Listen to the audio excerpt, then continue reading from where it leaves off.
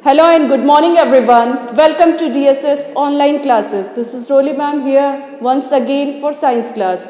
Students, today we are going to discuss structure of the eyes. Eye is a sense organ which enable us to see objects and brain interprets the messages given by eyes. It is sent by optic nerves and the brain interpret that message that whatever object you are seeing is which type of it is. No, so it is important to discuss the structure and the working of the eyes. Eyes are provided by protected by the not provided protected by the eyelids. So because of that, whenever extra amount of light enters to the eyes, it shuts down and protects its eyes. And also by the dirt, dust and so many harmful things, eyelids protect your eyes. So if you want to study or discuss the structure of eyes, you have to take the TS of the eyes. If you take out the eyeball and then cut it, transverse section, then this structure can be easily seen. Now we will discuss in detail one by one each and every structure found in each and every part found inside the eyes. At first, this is the front part and this is the back side part.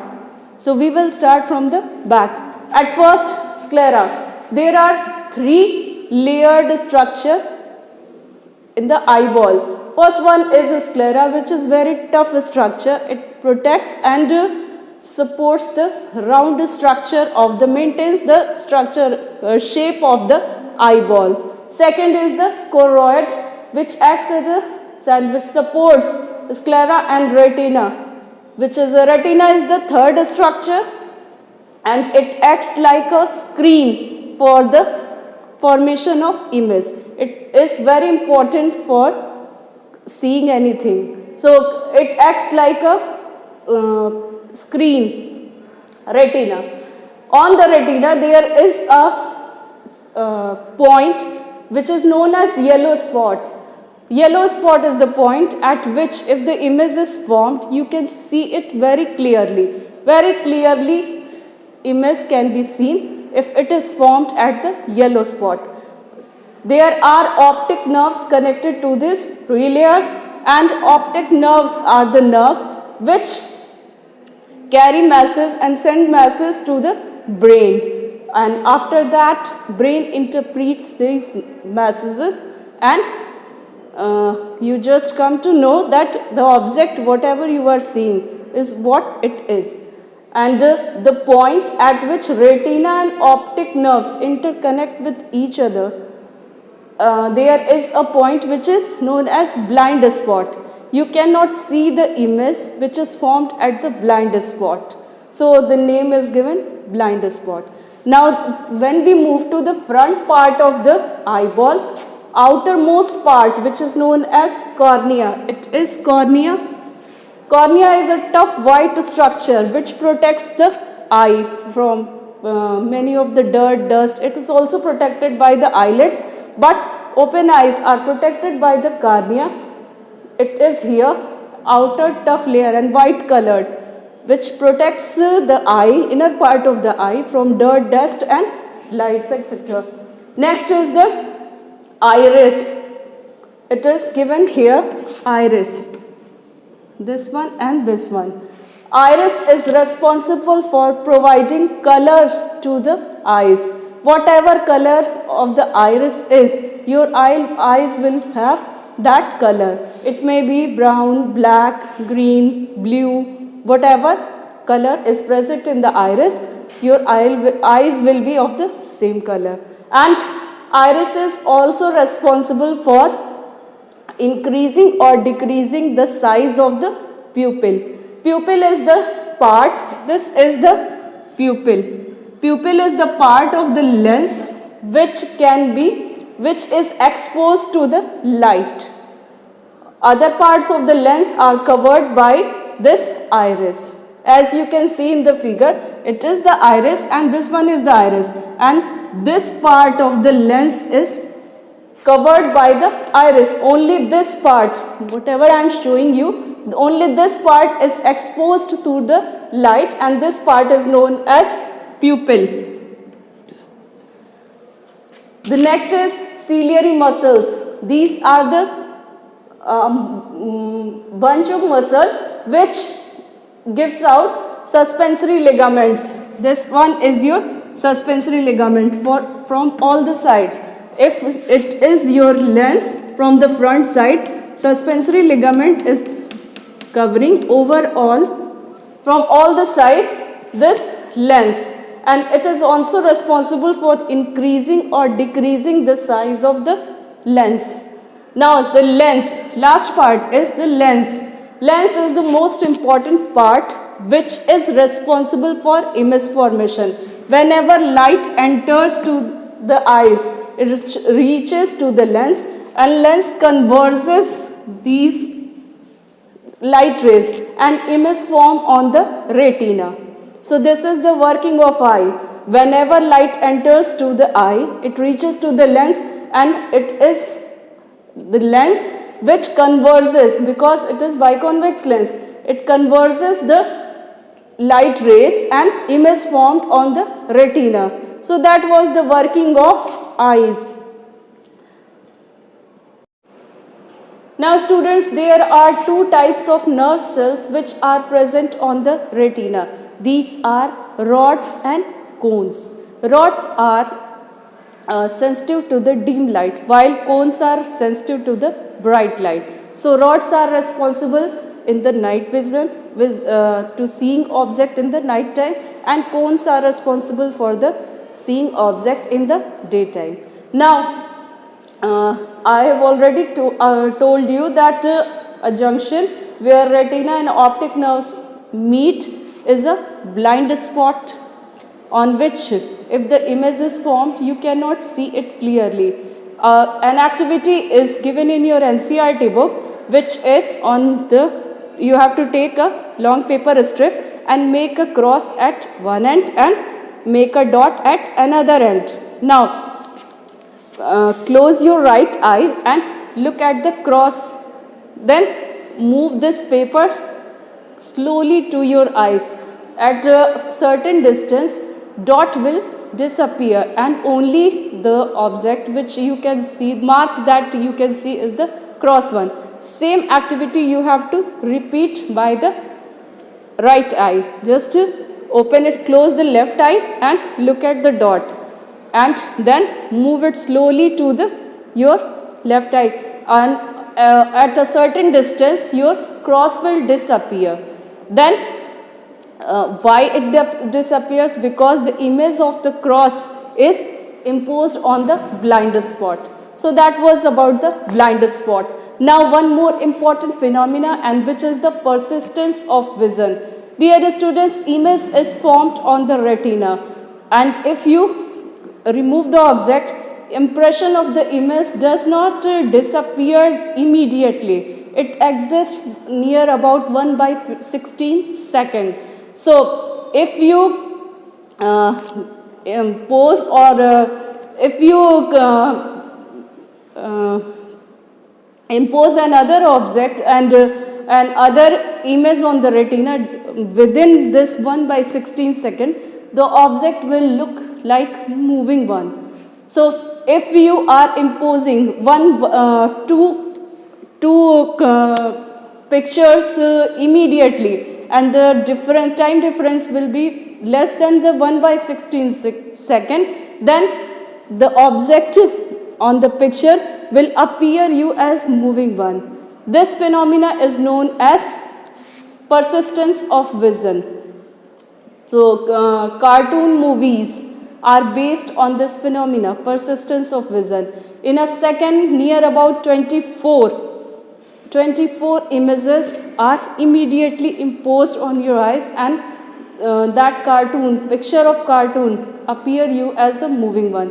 This phenomena is known as persistence of vision. So our eye is an important sense organ. It is provided by eyelids, as we all know, to protect our eyes. Now there are some problems or some diseases of the eyes, you can see that this is the hypermetropia, myopia or cataract. We will discuss it. Hypermetropia, in this type of eye problem, the patient can see the far objects and he or she cannot see the nearby objects. Why it happens? Because in hypermetropia, the image is formed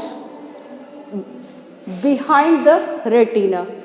Behind the retina. So on the retina, image is not formed, so you cannot see the nearby objects. In that case, a spectacle of convex lens is applied on the patient's eyes.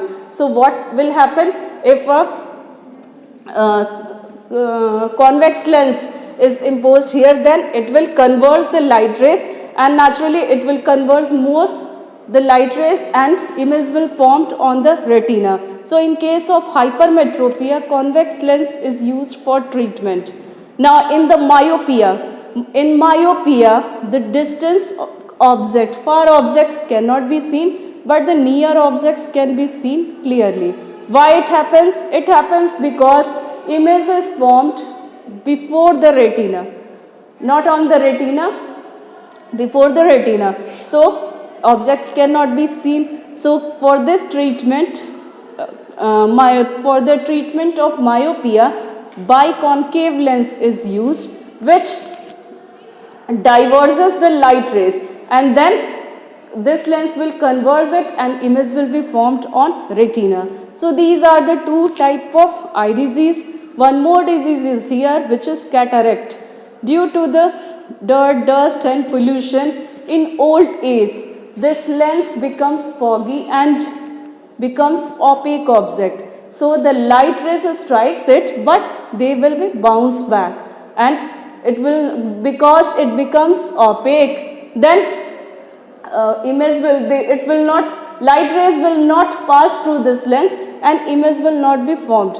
So that patient suffering from cataract, this problem is cataract, and suffering from cataract cannot see the objects.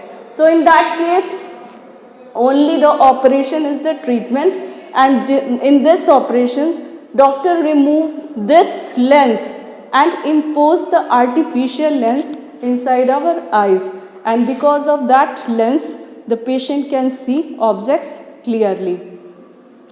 Now, care of the eyes. There are some important measures you should take for the care of your eyes, and these are: you should always study in the clear light, not very sharp light, not very bright or not very dim. It should be perfect one. And the books or copies, whatever you are studying, it should be at 25 centimeter away from your eyes. You should wash your eyes and for regularly, and for washing it in the water, you have to take a pinch of boric acid to make it clear. One more thing, if dirt and dust are entered in your eyes, don't rub it, because it will damage or scratch the cornea portion. You should simply take the water in your hand and splash it. By splashing, easily dirt and dust will be removed. But if you are rubbing it, naturally cornea will get scratched. So you shouldn't do it. Some of the exercises you should do, and which are, you have to circulate the eyeball 10 to 15 times or whatever you want. And one more very important thing, nutrition should be perfect. You should take food rich in vitamin A, which is very good for your eyes.